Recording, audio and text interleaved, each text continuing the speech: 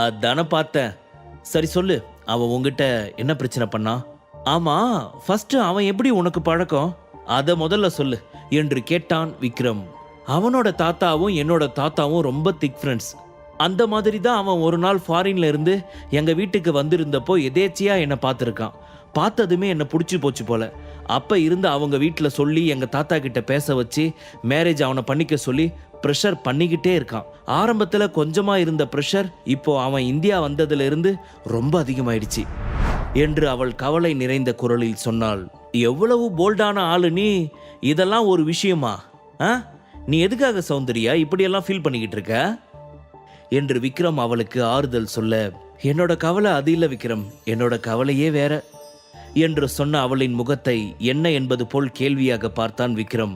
நான் உன் கூட க்ளோஸா இருக்கிறத தெரிஞ்சுக்கிட்டான் அந்த ஜேம்ஸ். அதனால தான் உன்கிட்ட பிரச்சனை பண்ணா உன்னை கொலை பண்ற அளவுக்கு துணிஞ்சிருவான். இது எல்லாமே என்னால நடந்துருச்சு.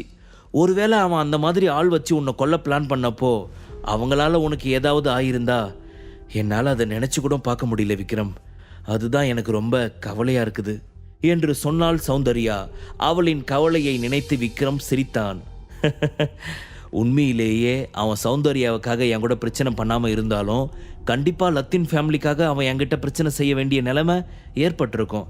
ஆனால் அது எதுவும் புரிஞ்சிக்காம சௌந்தர்யா தேவையில்லாமல் ஃபீல் பண்ணிக்கிட்டு இருக்கா என்று நினைத்தவனுக்கு அவளை பார்த்து சிரிப்பு தான் வந்தது.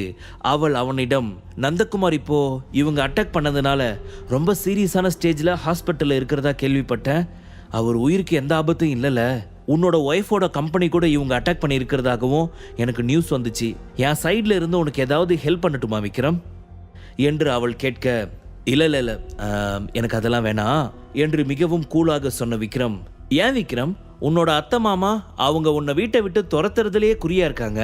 உனக்கு பக்கபலமா இருந்த நந்தகுமாரும் இப்போ ஹாஸ்பிட்டல் இருக்கிறாரு. இந்த மாதிரி ஒரு சமயத்தில் கூட நீ என்னோட ஹெல்ப்பை வாங்கிக்கிறதுக்கு தயங்குறியா என்று கேட்டவள் மனதிற்குள், இப்போ விக்ரம் இருக்கிறது ரொம்ப கிரிட்டிக்கலான சுச்சுவேஷன். எந்த ஒரு சப்போர்ட்டும் இல்லாமல் ஃப்ரெண்ட்ஸ் வட்டாரத்தில் சப்போர்ட்டாக இருந்தவங்களும் இப்போ கிரிட்டிக்கலான ஸ்டேஜில் இருக்காங்க. இந்த மாதிரி டைமில் அவனுக்கு கண்டிப்பாக யாராவது ஒருத்தங்க ஹெல்ப்புக்கு தேவை. அந்த ஒரு ஆளாக நான் இருக்கணும்னு ஆசைப்பட்றேன். ஆனால் இவன் என்னோட ஹெல்ப்பை அக்செப்ட் பண்ணிக்க மாட்டேங்கிறான். இவனுக்கு அப்படி என்னதான் பிரச்சனை என்று தனக்குத்தானே கேட்டுக்கொண்டவள் அவனிடம், இங்கே பாரு விக்ரம், நீ அந்த ஜேம்ஸை தப்பாக எடை கணக்கு போட்டுட்டேன்னு நினைக்கிறேன். உன் கூட மோதி ஜெயிக்கிற அளவுக்கெல்லாம் அவனுக்கு திறமை கிடையாது. அது எனக்கு ரொம்ப நல்லாவே தெரியும். ஆனால் உன்னை எதிர்க்கிற அளவுக்கு தேவையான ஆள் பலமும் பணபலமும் அவங்ககிட்ட இருக்குது. நிச்சயமா அவங்க மூலமா அவன் உன்னை டார்கெட் பண்ணுவான். அதனால இந்த மாதிரி டைம்ல உனக்கு இந்த ஹெல்ப் தேவைதான். ஸோ என்னோட ஹெல்ப்பை நீ அக்செப்ட் பண்ணிக்கோ என்று அவள் சொல்ல, இங்க பாரு பியூட்டி, நீ என் மேல காட்டுற அக்கறைக்கு ரொம்ப ரொம்ப தேங்க்ஸ். ஆனால் எனக்கு அந்த ஹெல்ப் தேவையில்லைன்னு தான் தோணுது. எனக்கு வேண்டாம். என்னால் பார்த்துக்க முடியும். இந்த ஜேம்ஸ் எல்லாம் சாதாரண ஒரு ஆள். அவனை நான் ஈஸியாக சமாளிச்சிடுவேன். இதையும் தாண்டி எனக்கு நிறைய பேர் இருக்காங்க. அவங்களையும் சமாளிக்கிற திறமை என்கிட்ட இருக்குது.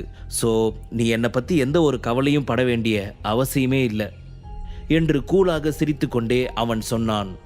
என்ன இவன், நாம் எப்படி பேசினாலும் நாம் என்ன சொல்ல வரோம் அப்படின்னு கிளியராக புரிஞ்சிக்கவே மாட்டேங்கிறான்.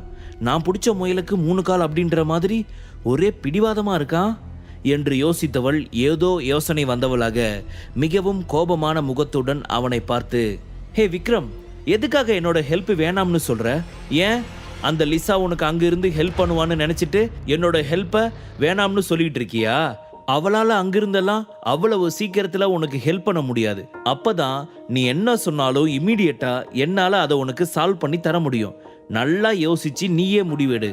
தேவையில்லாம அந்த லிசாவை நம்பிட்டு நீ எதுவும் பெரிய சிக்கல்ல போய் மாட்டிக்கிறாத என்று அவனை வான் செய்வது போல் சொன்னாள்.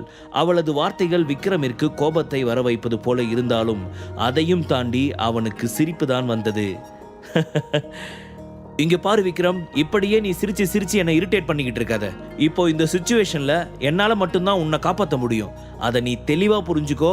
நான் இம்மீடியட்டா நீ தங்கறதுக்கு ஒரு இடம் ஏற்பாடு பண்றேன். அந்த இடத்துல போய் நீ கொஞ்ச நாள் தலைமறைவாரு.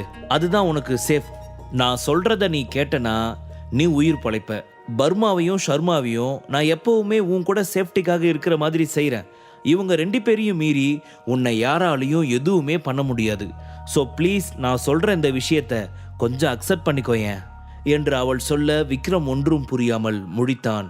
எதுக்காக சௌந்தர்யா என் மேல உனக்கு இந்த அளவுக்கு அக்கறை? என்னை பார்த்துக்க என்னால முடியும். உன்னோட அக்கறை தேவையில்லைன்னு நான் சொல்லிக்கிட்டு இருக்கேன். ஆனா நான் இவ்வளவு சொல்லியும் நீ அதை கேட்காம இவ்வளவு பிடிவாதமா என்னை பாதுகாப்பா வச்சுக்கிறதுல இந்த அளவுக்கு அக்கறையா இருக்க. எதனால? எனக்கு ஒண்ணுமே புரியலையே என்று அவன் கேட்ட கேள்விக்கு என்ன காரணம் என்பதை சொல்ல வார்த்தைகள் அவள் தொண்டை குழி வரை வந்தது. ஆனால் அதற்கு மேல் அவளால் ஒரு வார்த்தை கூட பேச முடியவில்லை. ஏதோ ஒன்று அவளை தடுத்தது. அந்த சமயம் கருப்பு நிற பென்லி கார் ஒன்று வேகமாக அவர்கள் முன் வந்து நின்றது. காரில் இருந்து வேகமாக 4-5 செக்யூரிட்டிகள் வேகமாக இறங்க, அதில் ஒருவன் ஓடி சென்று காரின் பின்னால் கதவை திறந்துவிட, அதில் இருந்து கருப்பு நிற கூலர்ஸ் அணிந்து வெள்ளைக்காரன் போல் ஒருவன் இறங்கி வந்தான். அவனை பார்த்த சௌந்தர்யா மிகவும் ஷாக்காக, ஜேம்ஸ், நீ எங்க வந்த என்று கேட்டாள். அவளது அந்த கேள்வியை பார்த்து சிரித்தவன், என்ன பியூட்டி, நீ இங்கதான் இருக்கியா என்று அவளை மேலும் கீழும் பார்த்துவிட்டு அவள் அருகே நின்று கொண்டிருந்த விக்ரமை நக்கலாக பார்த்தான்.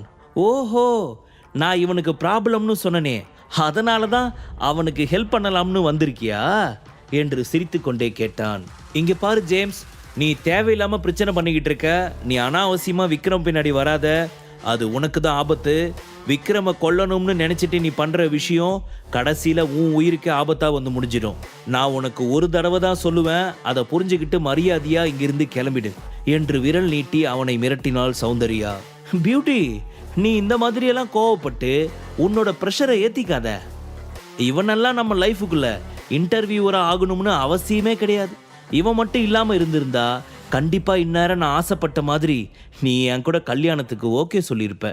இந்நேரம் நம்ம கல்யாணம் பண்ணிக்கிட்டு ஹனிமூன் என்ஜாய் பண்ணிட்டு இருந்திருக்கலாம். ஆனா இந்த லோக்கலான ஒரு ஆள் உன் லைஃபுக்குள்ள வந்ததுனால தான் நீ என்ன வேணாம்னு சொல்லிட்டு இருக்க. அதனால நான் இவனை சும்மா விடுறதா இல்ல. அதை கேட்ட விக்ரம் விழுந்து விழுந்து சிரிக்க ஆரம்பித்தான். என்னாச்சு இவனுக்கு? எதுக்காக இப்ப இப்படி சிரிச்சுட்டு இருக்கான் என்று ஒன்றும் புரியாமல் சௌந்தர்யா முழிக்க, ஜேம்ஸிற்கோ அவனது சிரிப்பு எரிச்சலாக இருந்தது. டேய், எதுக்காகடா இப்போ சிரிச்சுக்கிட்டு இருக்க? பயம் வரும்போது சிரின்னு சொல்லுவாங்களே, அதனால இந்த மாதிரி சிரிக்கிறியா? இங்க பாரு, நான் சொன்ன மாதிரி தான் மரியாதையா நீ சௌந்தர்யாவை விட்டு போயிடு. இல்ல, நேத்து நான் உங்ககிட்ட சொன்னனே, அதை நான் கண்டிப்பா பண்ணி காட்டுவேன் என்று சொல்ல, சுரபியை தன் கைவசப்படுத்துவதை பற்றி சொன்னதை இப்பொழுது விக்ரமிடம் நினைவுபடுத்தினான். அவன் சொன்ன வார்த்தையை புரிந்து கொண்ட விக்ரம் படார் என அவன் சட்டை காலரை பிடித்து, டேய், பல்லு இருக்கிறவன் பகோடா சாப்பிட்றான். உனக்கு திறமை இருந்துச்சுன்னா உன்னோட ஆளை நீ மடக்கி காட்டு.